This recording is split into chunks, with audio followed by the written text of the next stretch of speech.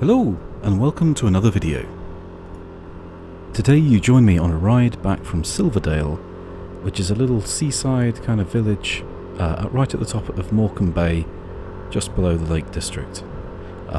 We're on like our third heat wave in the UK this summer, which is, I don't know if it's unprecedented, but it's certainly very unusual. So it's been a surprisingly hot and sunny year. Which is definitely not something we're particularly used to in this country, but it's definitely something that I'm trying to make the most of. So it's been about high 20s, getting into the low 30s, where I am in the north of England, and I was starting to get a hankering to go out for another motor camping adventure, and the thought of going to the sea crossed my mind. Now, I live pretty much bang in the centre of the north, in that sort of big belt of northern cities that runs from Liverpool through to Hull, going from west to east. So the sea is quite a long way for me, and this is actually the longest ride that I've ever done on Luna, at about 65 to 75 miles each way. So this journey is me coming back. The journey going out, unfortunately I lost some of the footage on that. The GoPro just wasn't set up right. It was the camera flopped down, and I just ended up getting like an hour of footage of my belly, which you don't want to see. So this is the journey home, because it's it was a 2-hour journey. This is some highlights. So at the moment we're just driving through the very narrow little back lanes as we exit sort of the sort of Silverdale sort of area, and we head towards the A65, which we're going to be on for quite a long time, which is also quite boring, so I think I probably won't show you any of that, which is going to take us to Gargrave, at which point I'm going to start heading south. I'm going to go a slightly different route. We're going to be going down via Colne, and that's going to eventually take us onto Woodett Road, which will take us past all those great reservoirs. It's basically a mountain past that road, so it's quite exciting. So yeah, come along. Hope you enjoy the ride.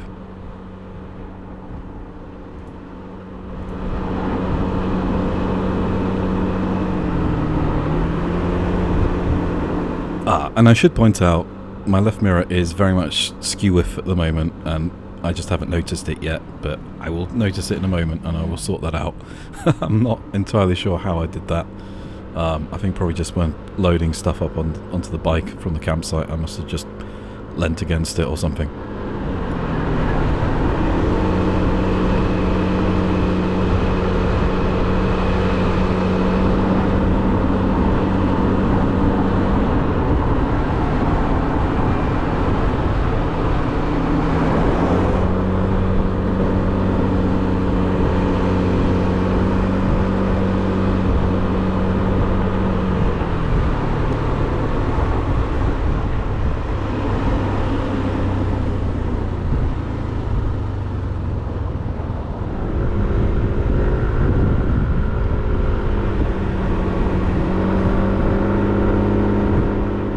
So at this point we're basically leaving Gargrave, or we're leaving the outskirts of Gargrave. So I've been stuck on the A65 for like best part of an hour. Join it at Kirkby Lonsdale, and then you pretty much just straight on that all the way to Gargrave, sort of past Settle and all those kind of places. And it's just a long, fast A road. There's a few bits that are a little bit twisty, but for the most part you're just sat between 50 and 60 miles an hour, going pretty much in a straight line. It was pretty windy today actually, so getting blasted left and right by strong gusts, which was a little bit scary at times, but survived again, so hooray. But it doesn't make for very exciting footage. Like, once you've seen me going in a straight line at 60 miles an hour, that's you've seen it. There's nothing else to show you really. Like, Luna can handle those kind of speeds okay. You're definitely sort of hitting the sort of maximum performance of the engine, and it's had its 1,000-mile break-in now, so according to Yamaha it's totally fine to ride along full throttle, but it's probably not best for the engine really. It's much happier sat in that sort of 30 to 50 mile an hour kind of window than it is being sat in the sort of 50 to 60 plus. So at some point when I've got my bigger bike, I imagine it's going to eat up those kind of long A roads, and they're much more designed to handle those kind of high speeds than a 125 engine is, and it won't feel like I'm wringing its neck to stay at those speeds. So yeah, roll on passing my mod 2 so I can get my big bike.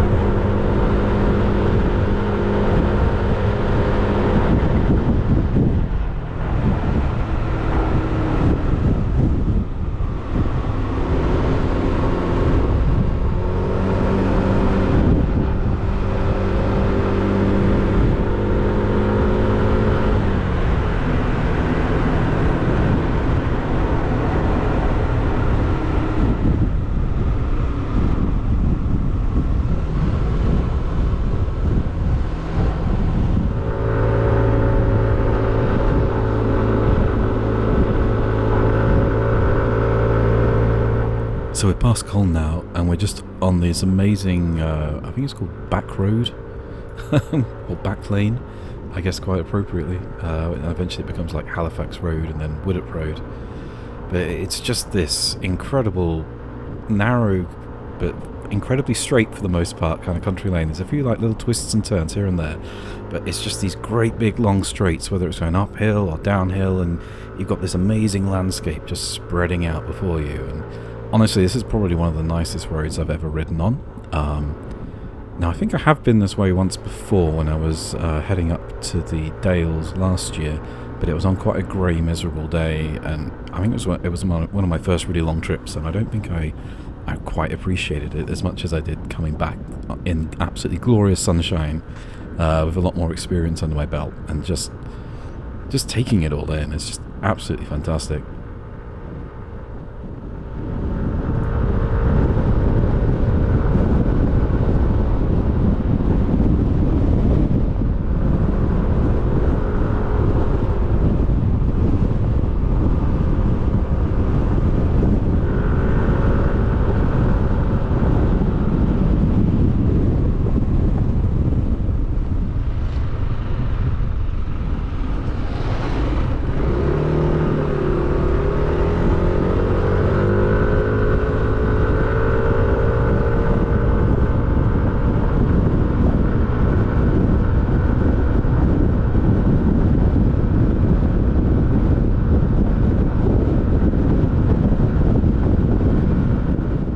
You can probably hear that it's quite windy, and one of the reasons I decided to go this way rather than back up over Oxenhope Moor is just purely from how buffeted I was by the wind on the A65 earlier. I thought, if I'm going to be blown around by the wind, I'm just going to go for a really quiet road where there's no oncoming traffic to get blown into, which kind of ruled out going up over Oxenhope, which is a fast road, but there's normally quite a few vehicles coming up over that, so I didn't want to risk that.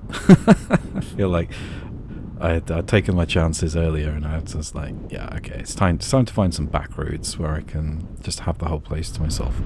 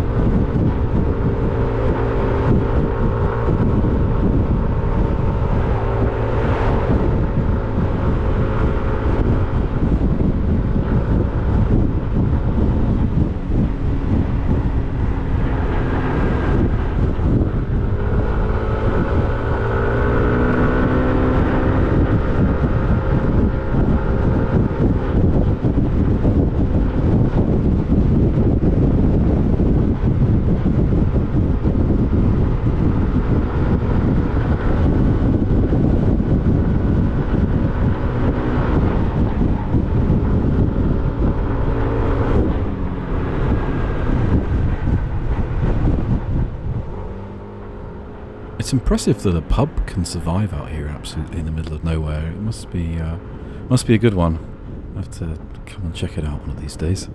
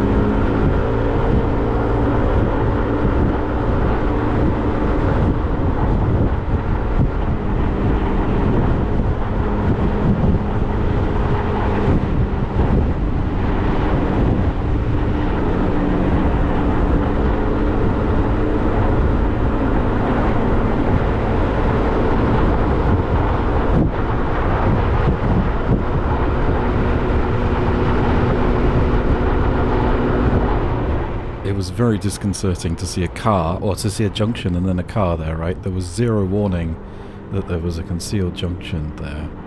So that was a bit like a okay, for the grace of God go I, right? But yeah, okay, living there.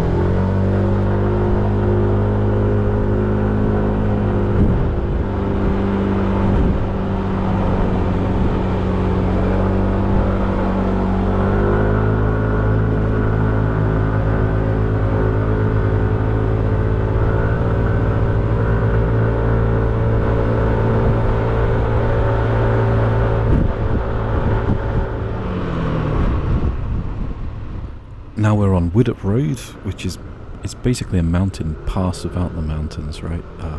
A very narrow, very windy road that goes up and down and up and down and absolutely all over the place. I described it previously as a roller coaster, and it really is. It's well worth riding. Like, it's quite a technical kind of road. You're not going to be going very fast on it. There's livestock on the road. There's bits where there's gravel, there's bits where the road surface is really deteriorated, and it's just absolutely all over the place. But it is good fun, and the views are spectacular. So, let's enjoy it.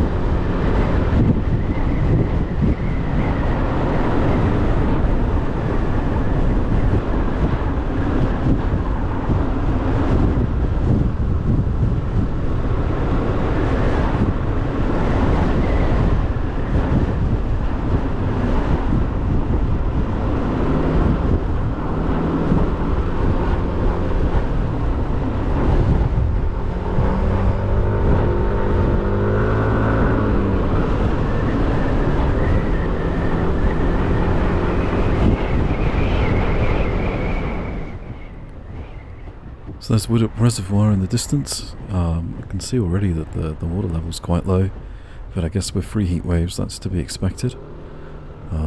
We had a drought in the UK last year, so I haven't heard any mention that we're having a drought again this year, so I hope we're not.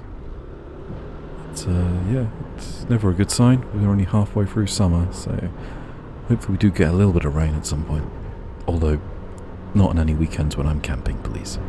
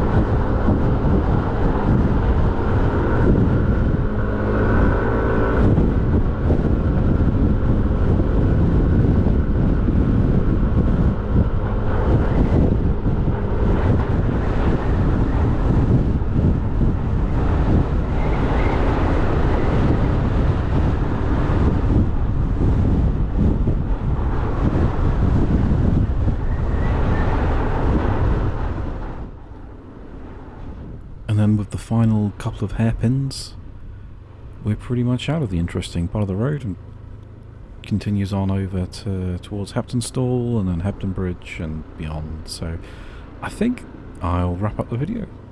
Thanks again for watching. Please like and subscribe. It would be great to hear your views in the comments if you've ever ridden any of these roads, or if you've got any recommendations for any other really good rides in the area that I've not discovered. So yeah, drop something in the comments. Till next time, take care.